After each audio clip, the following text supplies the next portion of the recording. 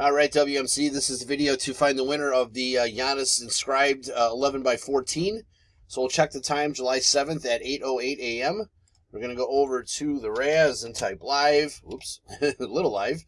We have July 7th at 8:08 a.m. There is the list of our 13 entries. We're just going to randomize your names, and then whoever's on top after the final roll is our winner. So we need a dice roll of 5 or higher. That's not going to work. That's not going to work. 10 times. Here we go. Good luck. 1, 2, 3, 4, 5, 6, 7, 8, 9. Last and final. Here we go. Good luck. It is John. Spot 4 is your winner. So, John, please message me to collect your Giannis. There is our verification code, our timestamp once again, July 7th, 8:09 a.m. That's it, guys. Thanks.